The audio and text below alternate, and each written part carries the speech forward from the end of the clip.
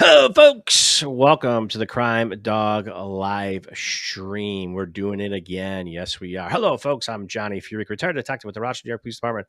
After serving 30 years, I work uniform patrol, undercover narcotics. I work street investigations. I was a hostage negotiator for over 20 years, closing out my career with the fine men and women of the ATF, that is alcohol, tobacco, and firearms. Our main focus was violence and gun trafficking throughout these great United States of America. Sitting alongside me, you know who it is. He is a legendary street cop, 22-year veteran of the Rochester Police Department. He was a detective. He's also retired. Undercover cop, SWAT team member, homicide detective, beachcomber, surfer, on vacation, still making it happen. David Simpson, welcome to the live stream, baby cakes. Let's go. Let's go. Whoa, man, look at that. He is From the literally, beach. you're a gamer, man.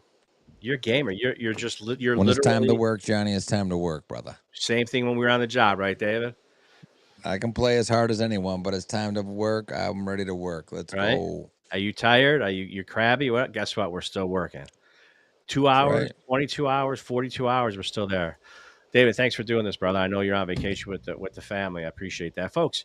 We have a good one for you today. This is a live stream. Okay, you're not going to get a shit ton of commercials. You're not going to get anything like that.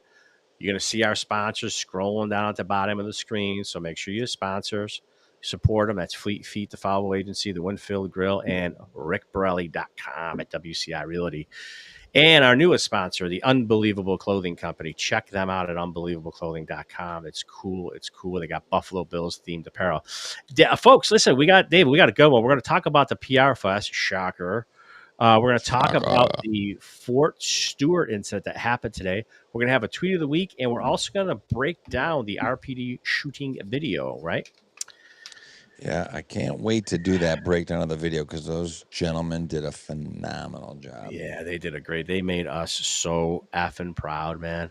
David, wait. Before we get started, can we talk about the local state Dems saying that they're boycotting Channel 8 because their parent company has union issues with this union, blah, blah, blah, blah, blah, blah, blah. So now the Dems locally in the state are saying that they're going to boycott WROC Channel 8. So they're basically turning it on themselves because obviously the mainstream media is the Democratic propaganda arm. So Yeah. they're eating their own, so to speak. I thought it was so funny. I'm like, wait, so let me get this straight, guys. So you're going to basically bite the hand that feeds you, literally. Sounds a little bit like the WNBA, but we'll get to that. Yeah, I mean, what's really shocking is Yeah.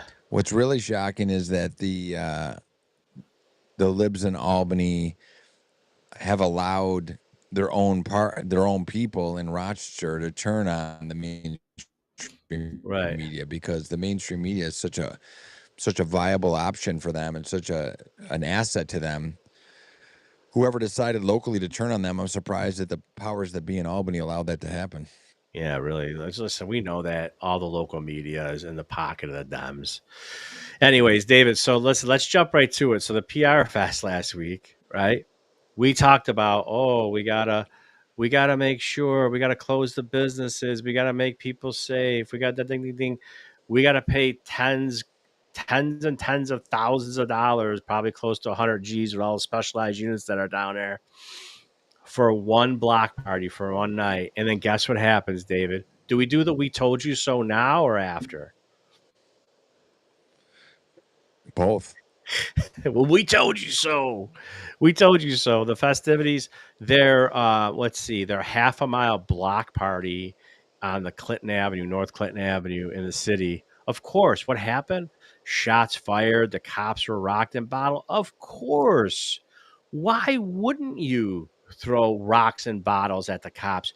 After all, that's what they do after the Cornhill Fest, right? Yeah, of course. Right. After the Park Ave, right. Yeah, that's what they do.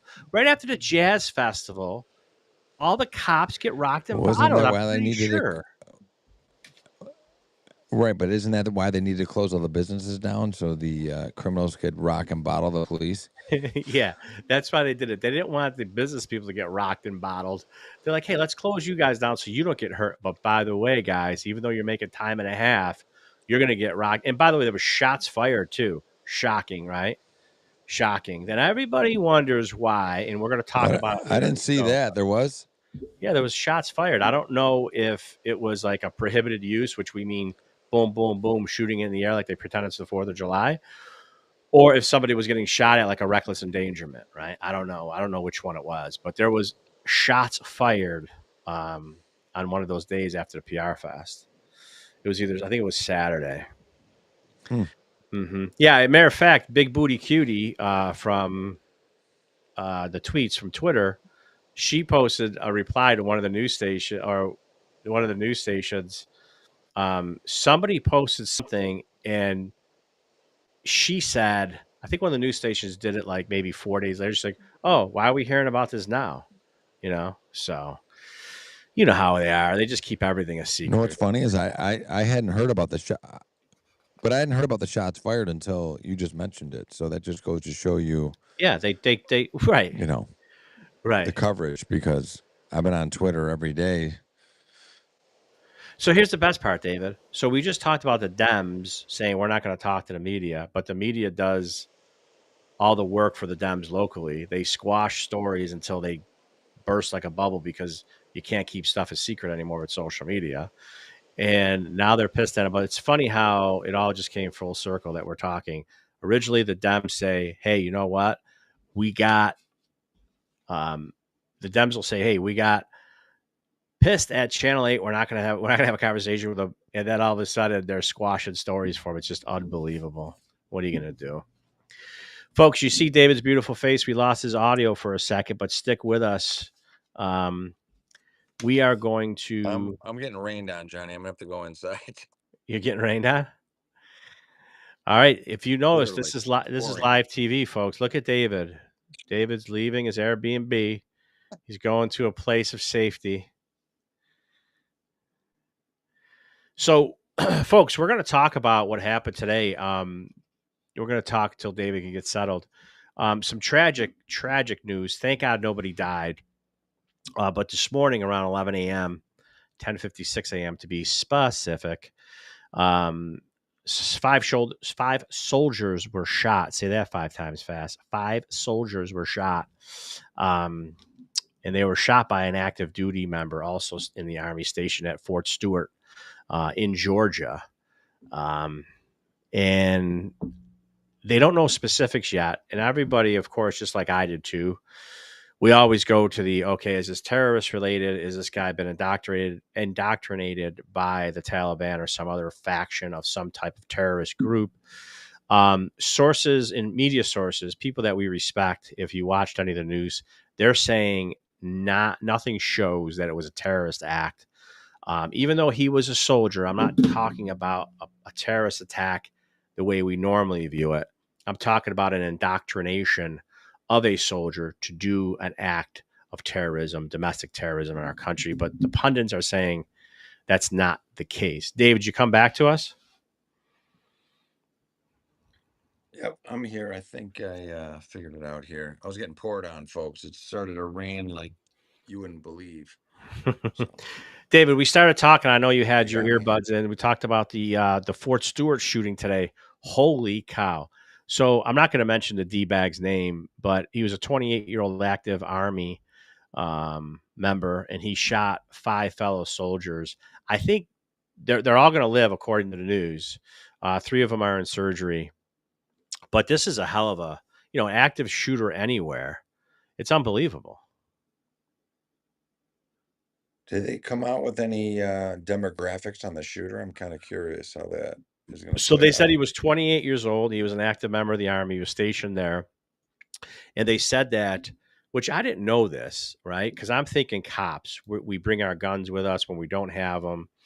We always have them on our person. The way it was explained, the political military pundits on all the news outlets were saying, when you are on a base, you don't have access to weapons on the base. I think the outer perimeter security, like the MPs, the military police, have them.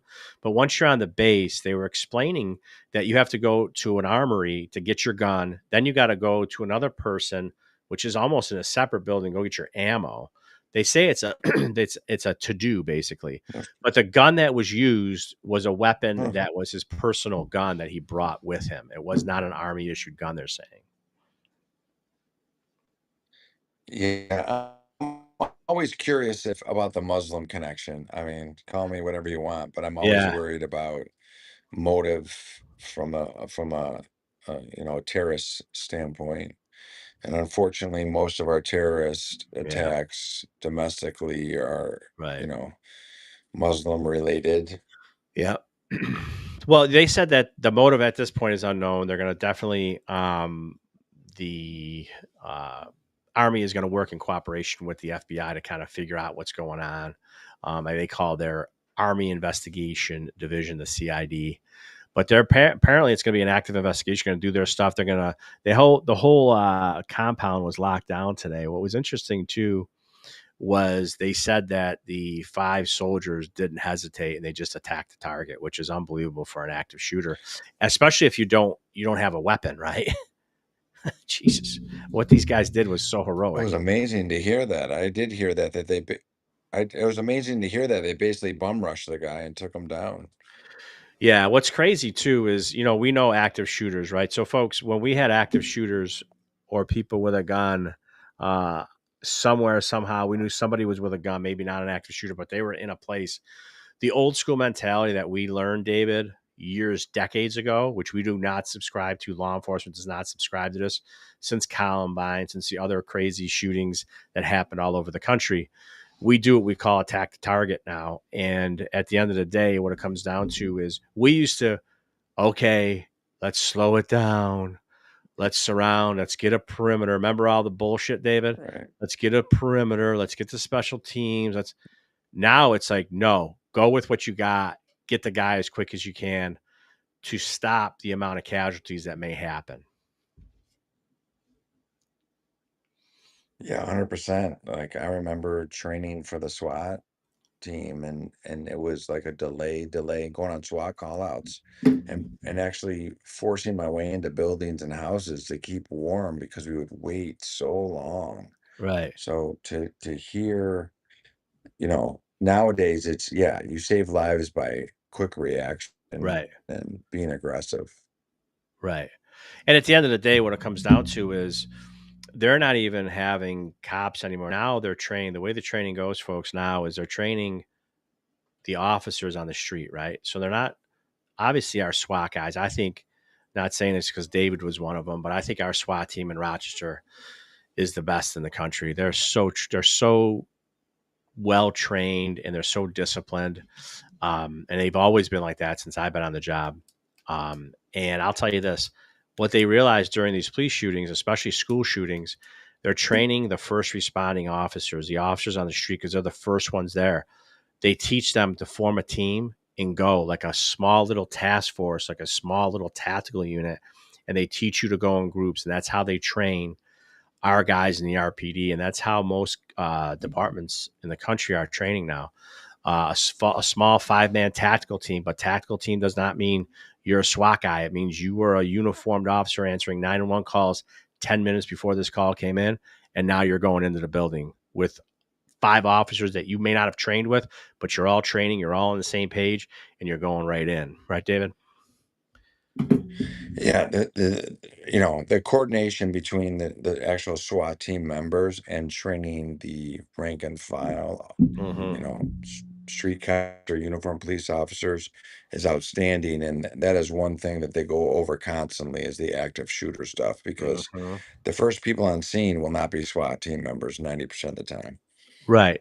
You're 100% right. And that's why they train our guys and girls to go in and attack the target. You know, what happened in Texas was it Uvalde? That was a disgrace. What happened, folks, in Texas was disgusting. I mean, you had cops that were literally in a hallway. You heard shots. One guy's blowing bubbles. One guy's on his phone texting. I couldn't even watch that video. That wasn't even a video that when I saw the Uvalde video, I immediately chimed in on. I'm like, this is disgusting. These guys should be brought up on charges. They should be fired. They should be tarred and feathered, lynched, whatever you want to use the term. Um, when I watched that Uvalde video and those guys were sitting there and not going to where the shots were and those little kids were left defenseless, it left a pit in my stomach. I don't understand. That's not how my brain is wired. I mean, even at 55, of course, I can't do what I used to do, but your brain is wired, David, to the point where you're like, shots are fired, I'm going. Little kids, oh, all bets are off. I'm coming. And not only are we coming, David, we're coming hard and fast, right? Yeah, I mean, the speed and dynamics save lives. I mean, that's Mhm. the bottom line, and that's something we went away from probably from early 2000 through maybe up to 5 years ago, and then Yeah, that kind of started to change. But you save lives by being dynamic and quick to respond and to neutralize the threat. It's not to wait and be right. careful and to see what happens. No, 100%. It's unbelievable. And I'll tell you right now, if you want to be a cop and you're listening to this, you better be prepared to put your life on the line for the community, for people that you don't know, because that's what it's all about, protecting those that can't protect themselves. David, not to jump around, but I want to get to this next topic. I want to get to the tweet of the week. I got to get to the tweet of the week. David, this week we gave the tweet of the week. I love this dude. He is phenomenal. Clay I Travis. love I love dildos being thrown on the court is what I love. I love it.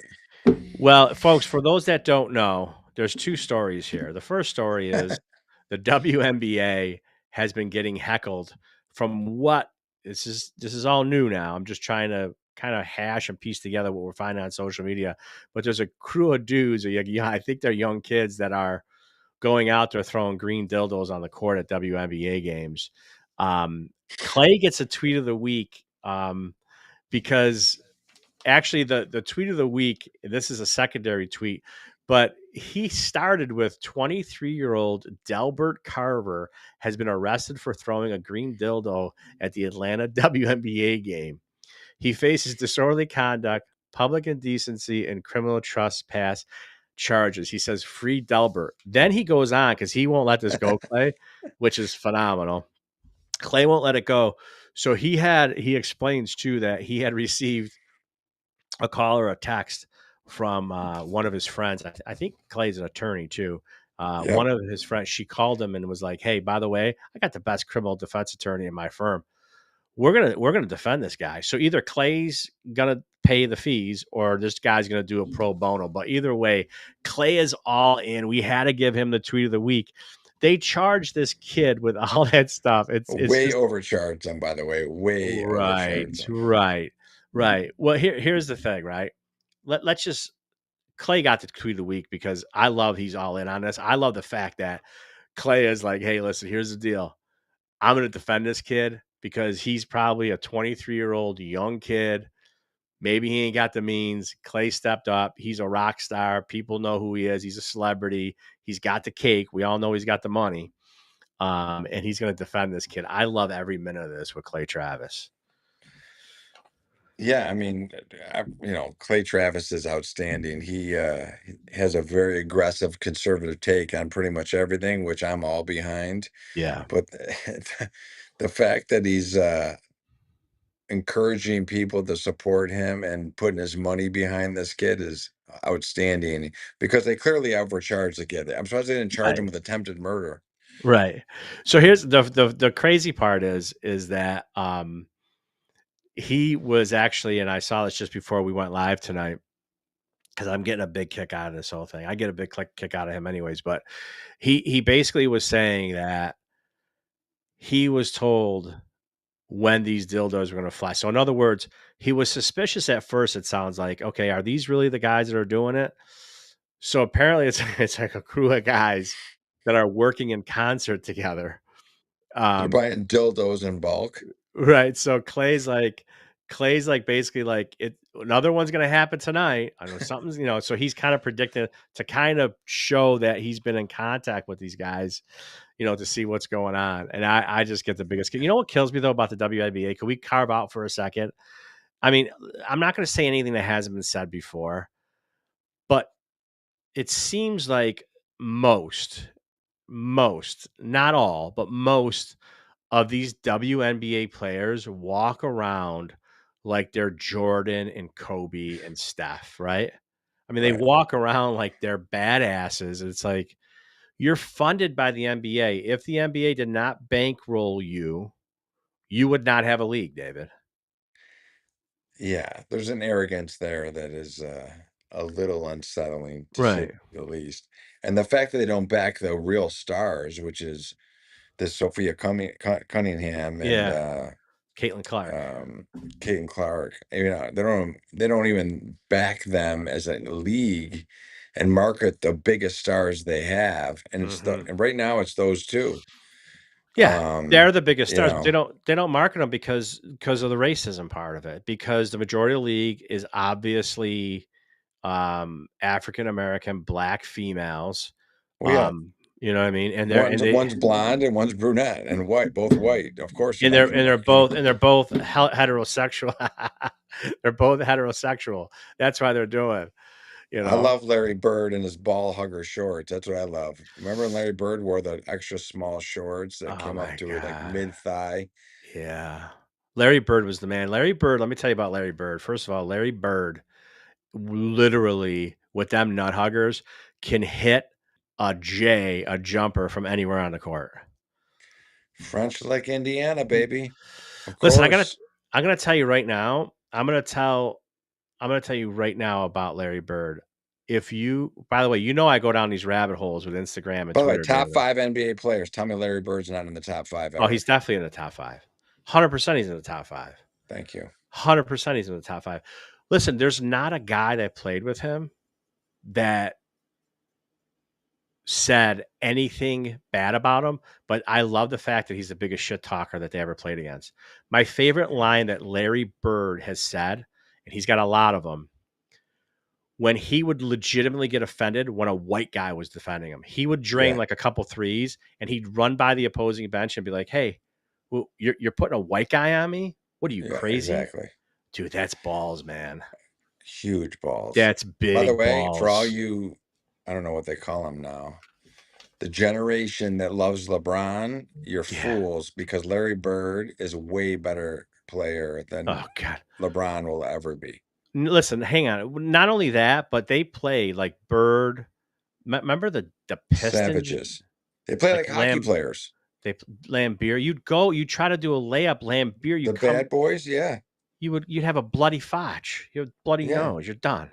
Yeah. Rodman, Joe Dumars, Oh god. Vinnie Johnson, And they Bill scored points. Lambier. And they scored points. What was great about it was these guys scored points in an era where if you went anywhere near the basket, you were getting accosted. You were getting assaulted. You were you were getting your manhood taken in some of those instances. That was the 100%. best. That was the best. I love the fact. You know what's so great? The We last were time I talking about. watched the NBA was when I was like 13. Wait a minute. So let me tell you this. What's funny is, um, we have Lisa Rotolo's text on the bottom of the screen. You and I were keyed in on the WNBA. Me and you, like it's third grade again, shiny ball. We immediately get distracted and go on a 10-minute rant about Larry Bird. Yeah, Larry Bird was not on the outline for today's show. I know, but you know what's so great though? I love that we just jump right in it and it doesn't matter. Anybody wants to ask us questions during this or make statements, you know? Yeah, we agree with you, Mike. Oh man. Mikey. By the way, when Mike gets in there, Mike gets hot. I love his takes, by the Yeah, I way. do. He comes strong. He comes strong. He plays hard in the paint. Yeah, he does. But anyway, It's like so you Bill know what's Lambier right there. but we were talking about the WNBA, like they're getting subsidized by the NBA, and they had the balls during the, uh, metaphorically speaking, but they had the balls during the WNBA Sort All of. Star game. Some of them got balls, I think, but during the 100%. NBA, but during the NBA All Star or the WNBA All Star game, they wear those tees pay us what you owe us. And the Right. funniest thing was on Twitter, some snot-nosed, like 25-year-old kid broke down. He's like, pay us what you owe us. And he broke it all down mathematically. He's like, you owe the league like $55,000 each. Right. You guys are getting way too much for what you're producing. Not only that, you know what's hysterical, David, about it is them talking trash and being tough guys about how well we're bringing in this. They were nothing before Caitlin Clark got there. Number one, number two, it's like being like arrogant when your father's a little league baseball coach and you're playing at third base, thinking you deserve to be on the infield. You know what I mean? 100%. And this, how stupid are they that they have the biggest star? They have one of the biggest stars in Yeah, any sport in the world. Caitlin Clark is a she's a huge star. force. She's a force, 100%.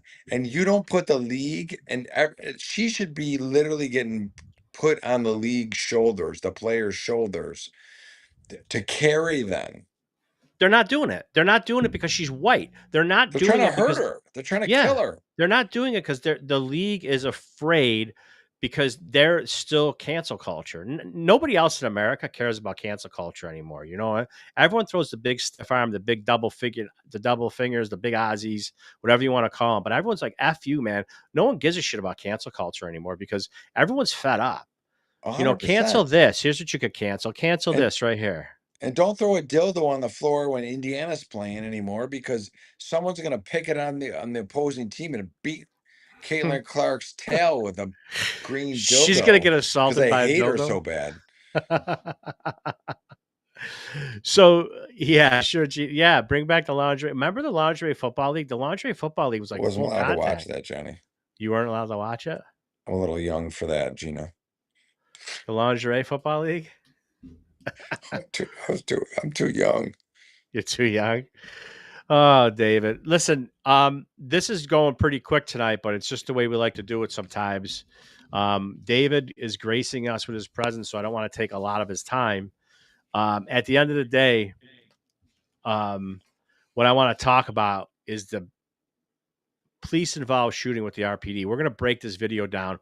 And the way I described it to our producers before the show started was we're going to kind of break it down like an NFL commentary, you know. We're going to break down the video. So we're going to lay down the video for you.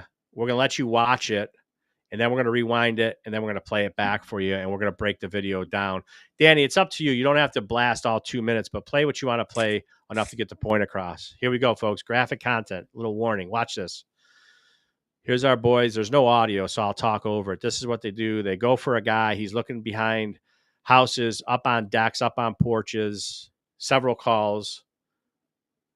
There's a contact officer. He tries to engage him. See that right there? He reaches in his pocket as soon as he engages. He's reaching for something. They don't know if he's got anything. They think they saw a gun, but now that secondary cover officer pulls his weapon out. And here's where we'll go silent. What's in your hand? What is in your hand? What you mean, what's in my hand? What's on your hand? What's on your hand? Put it down! Put it down now! Put it down! Put it down now!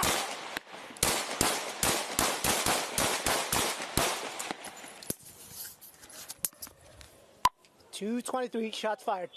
Put the gun down! Put the gun down now! Put it down! 223, you're on 2, go live. Shots fired. Male down with a gun. We're at 33. Ernestine. Put the gun down! Okay, did you, You got visual on this gun? Yeah, I think so, no. 133, 10-9 location, and go ahead and work on getting us the channel. 33 Genesee Street, 223, are you involved? Yes, we are involved. No. Male's down. You can start EMS. Not far, I got everyone start.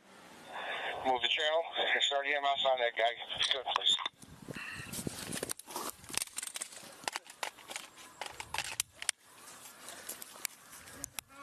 Let the east side know.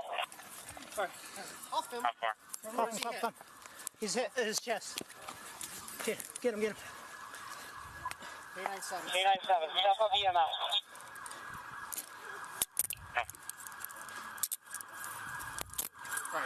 Check him real quick. How many wounds we got? 133, let's work on getting all the streets shut down that need to be shut down and getting some How many shots crime were scene fired? tape up, please. I shot probably 4. 43, I'm on scene. 125, any available bigman officer. Yeah. If you guys have any witnesses, start collecting them as well. You got chest? Somebody got a chest seal? Yo, you got chest seal? All right, Danny.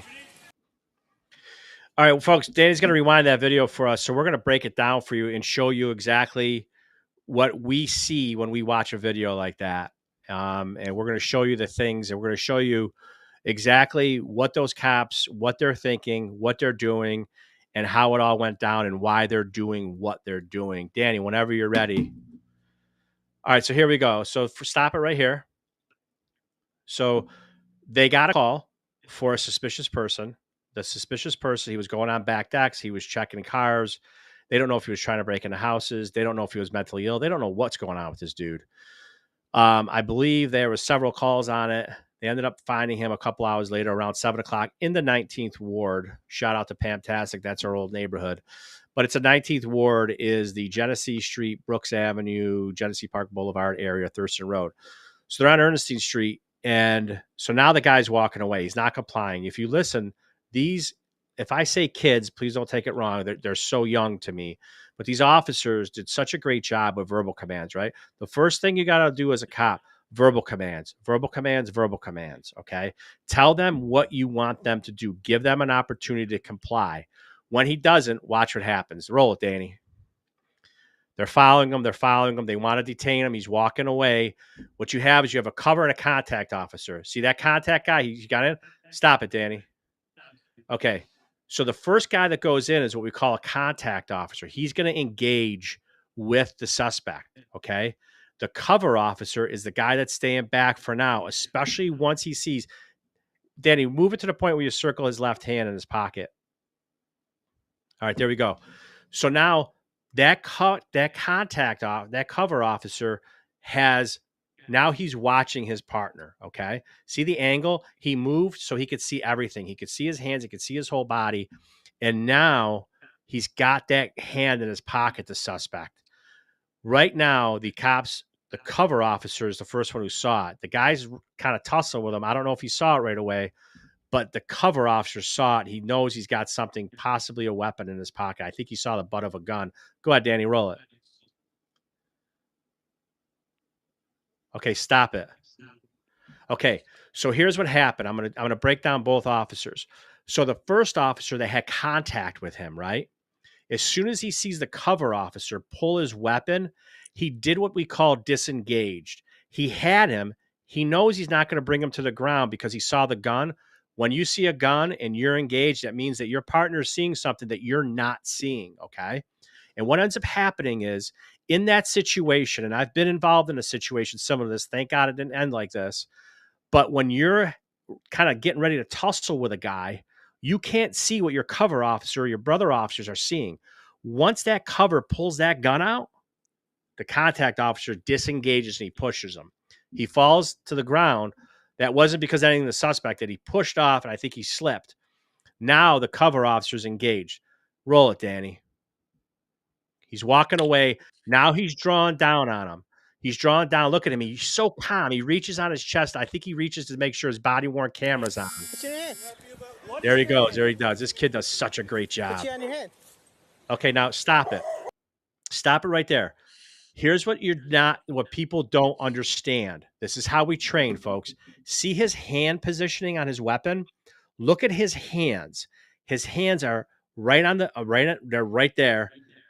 And the muzzle where the bullet comes out, the barrel of the gun is facing the ground. He doesn't want to have what we call an AD, an accidental discharge, where he accidentally pulls the trigger and shoots this guy, and all of a sudden he's got a wallet in his hand, okay? Check how cool this cop is. Not cool, but calm, cool, and collective he is. He's not going to go up on target until he sees that gun. Up on target means he raises that gun up. He raises that gun up and puts it on target and gives him more verbal commands. I can't tell you, it gives me chills to watch this video, how great these cops did what they did. Not great that the guy died. It's unfortunate, but this is what we have to do to keep the community safe. Go ahead, Danny, pop it. What's your name? Guns down, guns down. Put it Boom. down, Stop now. it. Stop the video. See how quickly the reason why the gun came out originally was he thought he had a gun. Now his hand comes out. His hands are now up on target with the weapon in his hand. The cover officer has a draw on him. He's up on target. He's in a position. Verbal commands, verbal commands, verbal commands. If the verbal commands are not listened to, which we always hope that they are, he's up on target and he's ready to take the threat out. Go ahead, Danny. Put it down now. Boom, boom. Stop it, Danny. Stop it. Okay, you're not going to be able to see this, but what happened was the cover officer moved towards the garbage cans. If you're watching this, I don't know what visual you got, but look at the garbage cans. You see that dark? Those are the cops' pants. That's the contact officer's pants. What they did was they call it triangulation. They do this so they're not caught in a crossfire, okay? And this is the reason why we train like this. So he's got a shot straight on. The contact officer had moved to a position of triangulation where now they're going to go just like this, the bullets, okay? The bullets are going to go on a triangular angle, and this ensures the safety of the officers. They're not going to shoot at each other. And if you notice, the contact officer uses the garbage can almost as what we call not cover that's going to, what do you call it? Concealment. Yeah, concealment. He's concealing. So if this guy starts to shoot, he's got something to hide behind. The contact officer has nothing. He's straight ahead on. Go ahead, Danny, hit it. Boom, boom. Okay. 223 shots fired. Put the Stop gun it. down. Okay. I know it sounds like a lot of shots to you guys. I understand what you're thinking. You think that it was excessive. It's not. This is a threat. They realize it was a gun. He's not adhering to their verbal commands. He wasn't adhering to their verbal commands from the start. This is a non-compliant person. Now, we can get into whether he's mentally ill, he's mentally whatever, but at the end of the day, he has a weapon. He has a deadly weapon in his hand that could kill these officers or someone in the neighborhood. The threat has to be eliminated. Okay. Sorry to say that. I know it's tough, but at the end of the day, like David says all the time, police work is ugly. Police work is not pretty. These situations, I'm telling you, folks, these kids did an unbelievable job. These officers did an unbelievable job. The amount of shots that were fired, if you notice, once he drops to the ground, they stop firing. Okay. Now he's at the ground. They approach him with caution. Run it, Danny. Gun down now. Still the verbal commands right there. Still verbal commands. He's moving. He's Shots moving. fired. Male down with a gun. We're at 33. Ernestine. Put the gun down. Okay, did You got visual on this gun? Yeah, I think so. No. All right, stop it. Okay, what they did there now, of course, I'm not a biologist, I'm not a doctor, but we all know, we've seen movies, we know how the body reacts. That movement may have been his last movements, unfortunately, or they could have just been, as he's passing, your body makes involuntary movement. At the end of the day, they're not going in. You see how careful they are? You see how careful they were? They're not going in until they know it's safe. And they're taking baby steps towards them. They still got their guns drawn on them. And they have to do this because they got to make sure that he's not, because there has been situations, Google it, where they play possum and then they pop up with a gun. Go ahead, Danny. 310 location and go ahead and work on getting us the channel. 33 Genesee Street, 223, are you involved? Yes, we are involved. Male's down. He's still moving. You can start EMS. Not far, I got everyone start. Move the Still channel. pointing a gun. Start EMS on that guy. Good, please. Now he's moving in. On the radio. So good on the radio. Now he's moving in. Folks, I know this is tough to watch. I know this is tough to see. This is tough to digest. This is what we've seen our whole entire careers, folks. This is what we see. Now, pause it, Danny. Now listen, folks, there's two things. Calmness. You see how they were on the radio? I can't comment how good these cops are. So at the end of the day, what happened was they called for EMS, okay, in case they could still save him. please don't think that this is cruelty, what they're doing to him. They don't know. They know he's got gunshot wounds to the chest. He's got GSWs to the chest, but they have to cuff him for safety reasons. I know it's brutal to watch. We didn't ask for body cameras. The community did. Where there's one gun, there's two. Yep. And guess what, folks? People wanted body-worn cameras. This is what you get. You get a literally of an exact view of what we see every single day on the streets. Here we go. They cuffed them because they have to be safe. David, you're 100% right. Where there's one gun, there's two. Where there's two guns, there's three. You got to be very careful. And I know it's not palatable for people to watch a guy that just got shot. We know at this point he's dead. We know that. It's unfortunate. We know that. We're not being unsympathetic to him or his family. But at the end of the day, they're calling for help. They're trying to get medical help there. Very calm on the radio. And if you listen, go ahead, Danny. All right, check them real quick. How many wounds we got? 133, let's work on getting all the streets shut down that need to be shut down and getting some How many shots crime were scene fired? tape up, please. I don't like that question. 43, I'm on scene. What question, David? 125. How many shots were fired? That's not an important. To me, that's not something that another officer should be asking somebody in the scene. You got chest? Somebody got a chest seal? First of all, you're not going to know how You many got shots are chest seal? fired. No one gets in a shooting and You knows got chest exactly how many seal? shots are fired. It's a stupid question. Yo, Sorry. All right. So at the end of the day, there's the weapon, semi-automatic. It looks like what's it, David? Maybe a 9mm. But anyways, so that's the breakdown of the video, folks. What I'm going to tell you right now is if you heard the officer when they flipped him over, they saw the gunshot wounds to the chest of the suspect. He asked for a seal. He asked for a chest seal. We get limited EMT training as cops. It's not that we're not firefighters, we're not EMTs, we're not ambulance people, but we have enough to kind of get by. We know how to put tourniquets on. A chest seal basically is what we took from the combat field from the soldiers. It's a way that they believe to contain the chest wound, the bleeding, and everything. They put the chest wound, the chest seal on his open wound to try to save him. But unfortunately, there was no saving this gentleman at the end.